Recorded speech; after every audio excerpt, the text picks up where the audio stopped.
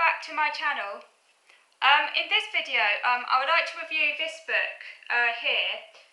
It's The Meaning of Anxiety, written by someone called Rollo May.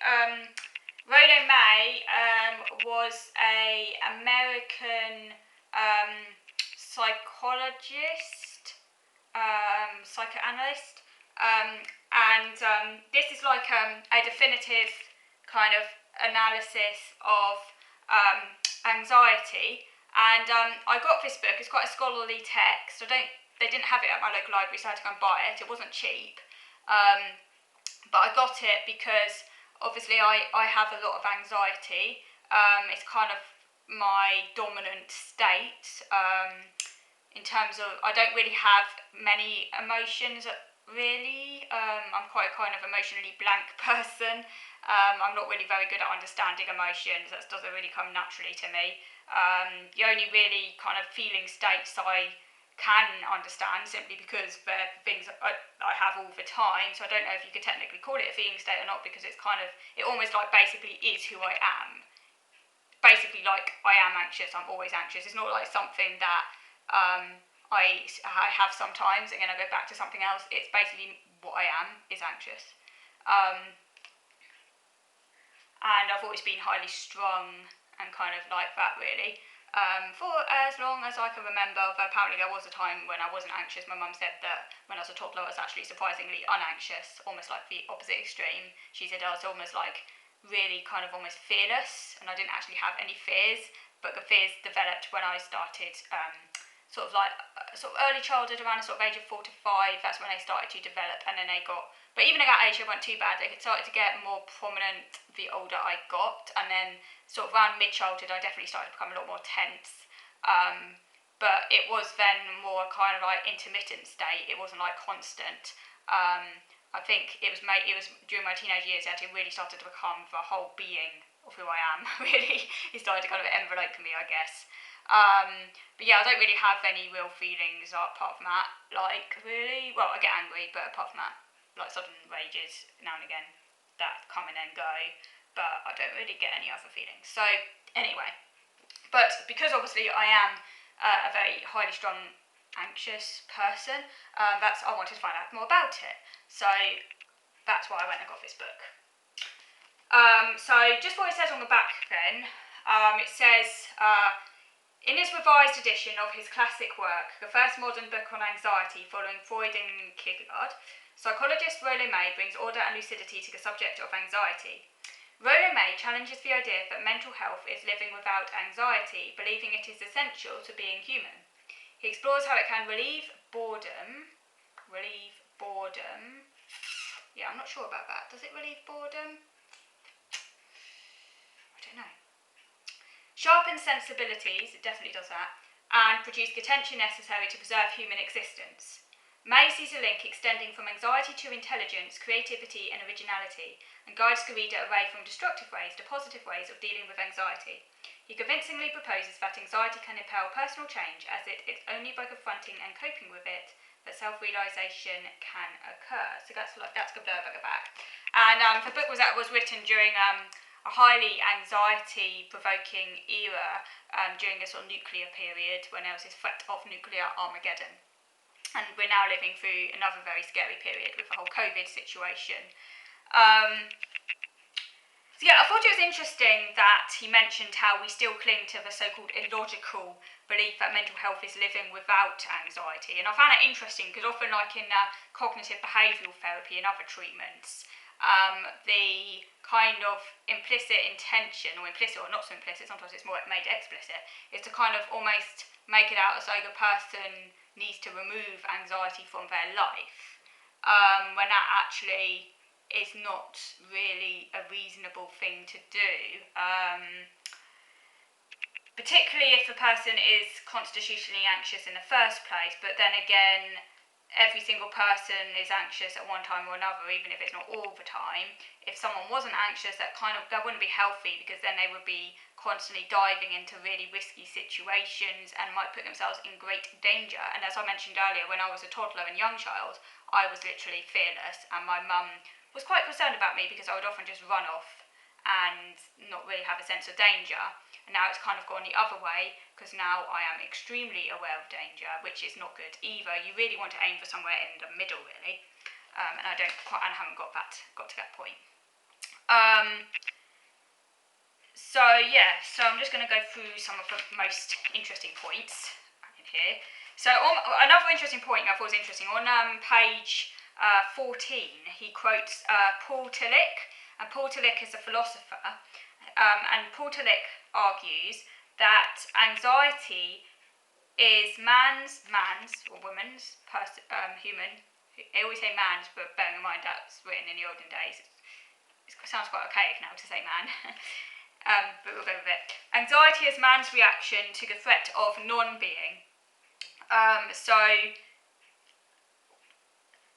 the part of being self-conscious as a human being is that you're aware of being, but because you're aware of being, you're also aware that at any moment you might cease to be.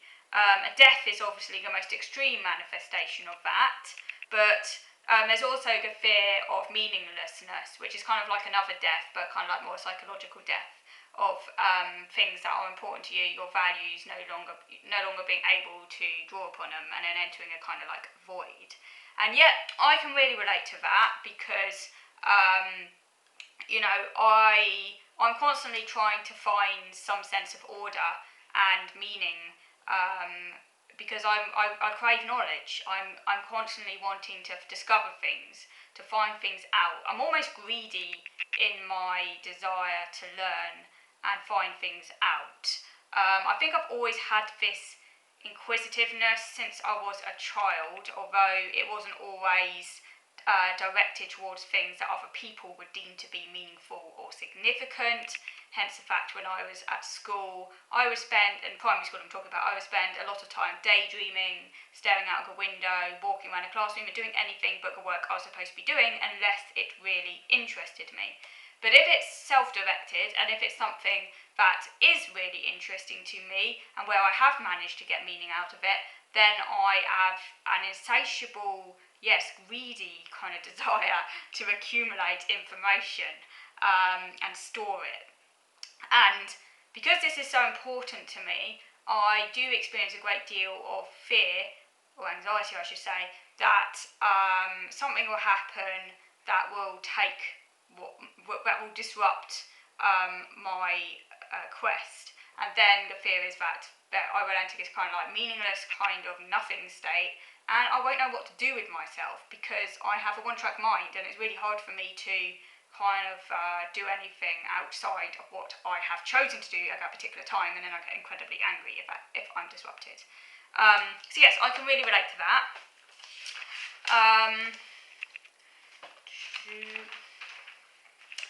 And